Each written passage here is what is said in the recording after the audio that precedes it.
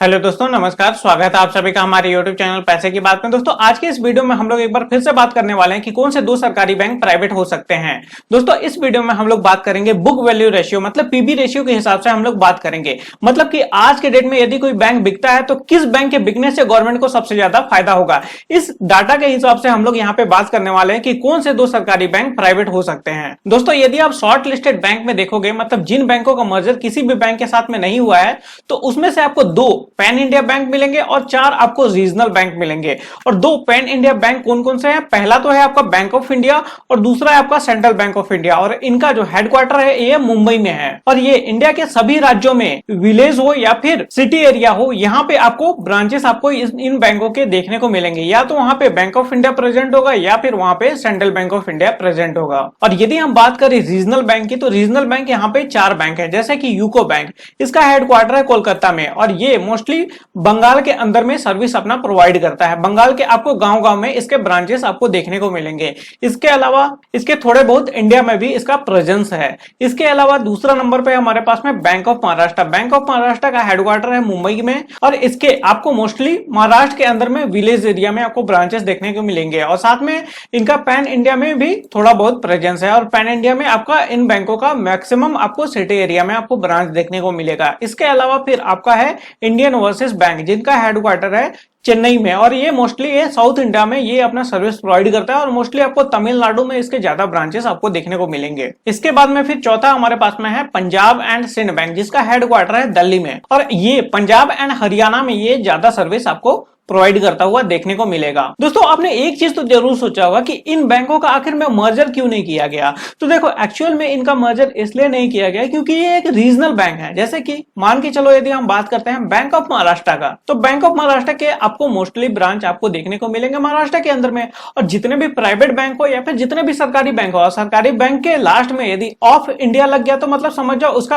Headquarter जो है वो मुंबई के अंदर में होगा। तो ऑब्वियसली वो मुंबई के अंदर में होने के कारण, मतलब उनका हेडक्वार्टर मुंबई के अंदर में होने के कारण वो महाराष्ट्र के अंदर में ऑलरेडी वो सर्विस अपना प्रोवाइड कर रहा है। तो एक्चुअल में यहाँ पे बैंक ऑफ महाराष्ट्र को किसी भी बैंक के साथ यदि मर्ज किया गया तो एक्चुअल में यहाँ पे होगा क्या, बैंक ऑफ महाराष्ट्र को काफी सारे अपने ब्रांचेस को बंद करना पड़ेगा और इसी कारण इनका मर्जर किसी भी बैंक के साथ में नहीं किया गया। सेम स्टोरी यहाँ पे यूको बैंक आप ले सकते हो, सेम स्टोरी आप इंडियन ओवरसीज बैंक का ले सकते हो और सेम स्टोरी आप पंजाब एंड सिंध बैंक का भी ले सकते हो। तो इसलिए इन रीजनल बैंकों का मर्जर किसी भी बैंक के साथ में नहीं किया गया। और आप देखोगे जितने भी मर्जर हुए हैं, मतलब जिन भी बैंकों का मर्जर हुआ है वो कहीं ना कहीं वो नेशनल लेवल पे प्रेजेंट थे। लेकिन दो अपवाद है यहाँ पे, इन दो बैंकों का मर्जर किसी भी बैंक के साथ में नहीं हुआ जिनका प्रेजेंस ऑल इंडिया में है। तो किन बैंकों का प्राइवेटाइजेशन होगा? दोस्तों, यदि हम मेन टॉपिक पे आए तो देखो, यदि हम बैंक ऑफ इंडिया के बारे में बात करें तो बैंक ऑफ इंडिया में गवर्नमेंट का स्टेक है 89.10% और इसका पीबी रेशियो जो है, पीबी रेशियो अगेन मैं आपको बता देता हूं कि मतलब आज के डेट में यदि कोई बैंक बिकता है तो वहां पे गवर्नमेंट को कितना फायदा होगा। तो पीबी रेशियो इसका कहता है 0.27% और जिसका पीबी रेशियो ज्यादा होगा उसमें ज्यादा वैल्यूएशन, मतलब ज्यादा प्रॉफिट यहाँ पे गवर्नमेंट कमाएगी। उसी प्रकार से यदि हम बात करें जैसे सेंट्रल बैंक ऑफ इंडिया का, तो सेंट्रल बैंक ऑफ इंडिया में गवर्नमेंट का स्टेक है यहाँ पे 89.78% और इसका पीबी रेशियो है 0.32%। और उसी प्रकार से पंजाब एंड सिंध बैंक का गवर्नमेंट का स्टेक है यहाँ पे 83.6%, जो कि अभी जितने भी हम पीएसयू बैंक देख रहे हैं यहाँ पे गवर्नमेंट का सबसे कम स्टेक यहाँ पे पंजाब एंड सिंध बैंक का है और इसका पीबी रेशियो भी सबसे कम है। तो पंजाब एंड सिंध बैंक का यहाँ पे जो प्राइवेटाइजेशन होने का चांस है वो सबसे ज्यादा कम है, क्योंकि देखो यहाँ पे गवर्नमेंट का यहाँ पे स्टेक भी कम है और यहाँ पे इनका पीबी रेशियो भी कम है। मतलब यदि आज के डेट में पंजाब एंड सिंध बैंक बिकता है तो गवर्नमेंट को यहाँ पे ज्यादा प्रॉफिट नहीं होगा। उसी प्रकार से यदि हम बात करें यूको बैंक का, तो यूको बैंक में गवर्नमेंट का स्टेक है यहाँ पे 94.44% और इसका पीबी रेशियो है 0.53%। उसी प्रकार से बैंक ऑफ महाराष्ट्र का बारे में बात करें तो बैंक ऑफ महाराष्ट्र में गवर्नमेंट का स्टेक है 93.33% और इसका पीबी रेशियो है 0.54%। इसके बाद में हम यदि बात करें इंडियन ओवरसीज बैंक का, तो इंडियन ओवरसीज बैंक में गवर्नमेंट का स्टेक सबसे ज्यादा है यहाँ पे 95.84% और इसका पीबी रेशियो भी सबसे ज्यादा हाई है। मतलब आज के डेट में यदि इंडियन ओवरसीज बैंक बिकता है तो इसमें अन्य बैंकों की तुलना में सबसे ज्यादा गवर्नमेंट को प्रॉफिट होगा और इसका पीबी रेशियो 0.72% है, जो कि सभी बैंकों से यहाँ पे हाई है। तो सबसे ज्यादा यहाँ पे चांस यहाँ पे इंडियन ओवरसीज बैंक का है, और इंडियन ओवरसीज बैंक में गवर्नमेंट का स्टेक भी सबसे ज्यादा है और बेचने में इसको सबसे ज्यादा आसानी भी होगी। डायरेक्टली यहाँ पे अपना पूरा का पूरा 95% का स्टेक, मतलब 95-96% जो भी है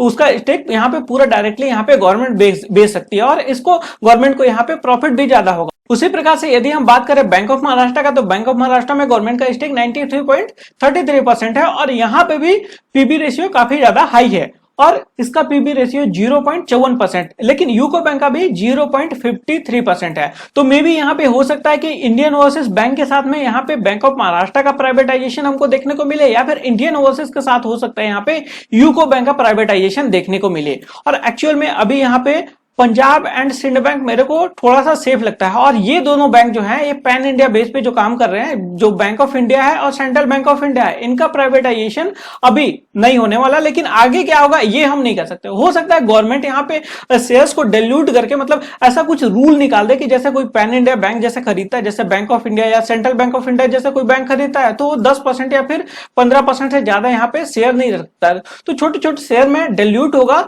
तो यहाँ पे बैंक एक्चुअल में काफी स्ट्रांग बन जाएगा। तो मे भी हो सकता है गवर्नमेंट का इस तरीके का प्लान हो। जहां तक मैंने बात किया, गवर्नमेंट इस तरीके का प्लान में भी चर्चा कर रही है, तो मे भी हो सकता है कि जो पैन इंडिया बैंक है उनका भी प्राइवेटाइजेशन कुछ नया नियम निकाल के, जैसे छोटे छोटे शेयर में, मतलब छोटे छोटे स्टेक देके कॉर्पोरेट्स को, और उसमें यहाँ पे अच्छा प्रॉफिट कमा के गवर्नमेंट यहाँ पे इन बैंकों का सेल लगा सकती है। लेकिन अभी मोस्ट प्रोबेबली जो चांसेस लग रहे हैं वो इंडियन ओवरसीज बैंक या फिर यूको बैंक या फिर बैंक ऑफ महाराष्ट्र के चांसेस ज्यादा लग रहे हैं, और इंडियन ओवरसीज बैंक और बैंक ऑफ महाराष्ट्र का एक्चुअल में चांस काफी ज्यादा लग रहा है। क्योंकि देखो एक चीज और है, जैसे यूको बैंक कहाँ, इसका हेडक्वार्टर इसका कोलकाता के अंदर में है। ज्यादातर ये बंगाल के अंदर में सर्विस प्रोवाइड करता है, और बंगाल के अंदर में आपको ज्यादा वेल्दी लोग नहीं मिलेंगे, मतलब ज्यादा अमीर लोग आपको देखने को नहीं मिलेंगे। वहीं महाराष्ट्र के अंदर में यदि आप जाओगे तो वहां पे जो गांव एरिया है, गांव एरिया के भी जो किसान है वो काफी समृद्ध आपको देखने को मिलेंगे। वैसे